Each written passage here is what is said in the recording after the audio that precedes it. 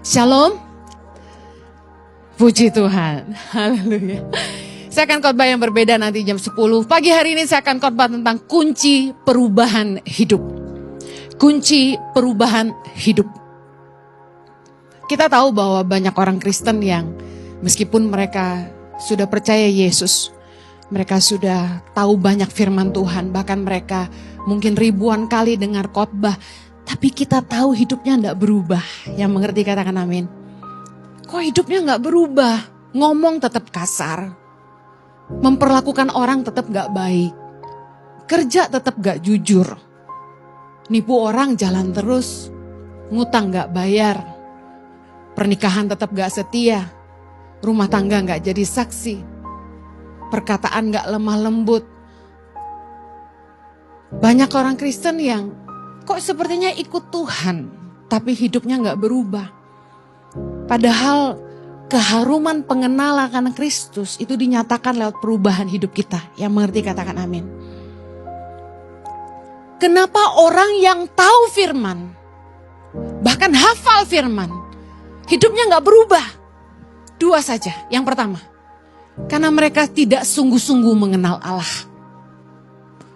Pengetahuan akan firman Allah tidak membuat orang berubah karena mereka tidak mengenal Allah. Ada istilahnya pengetahuan tanpa hubungan. Tahu firman tidak membuat orang mengenal Tuhan. Yesus dan orang-orang Farisi, ahli Taurat, orang Saduki, para imam membaca Taurat yang sama. Tapi apa yang membedakan? Taurat yang dibaca sama, tapi buah kehidupan Yesus dan buah kehidupan orang-orang Farisi, orang-orang Saduki, ahli Taurat, dan para imam sangatlah berbeda. Kenapa? Kuncinya ada gini, Yesus mengenal Bapa, tapi mereka hanya hafal Taurat saja. Tahu aja belum tentu kenal. Karena untuk kenal itu butuh hubungan. Yang mengerti katakan amin. Hati-hati dalam perjalanan kekristenan. Jangan sampai kita cuma tahu firman, tapi kita nggak punya hubungan sama Tuhan. Ada kesaksian dari Pastor Kong Hee, Gembala City Harvest Singapore. Mungkin Anda ada yang baca ceritanya bagaimana beliau ditahan di penjara karena kasus keuangan di gerejanya.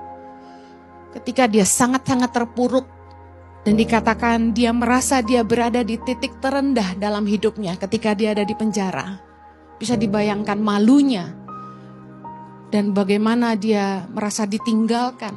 Tentu ada salah, tetapi di penjara itu dia merasakan keterpurukan yang amat sangat.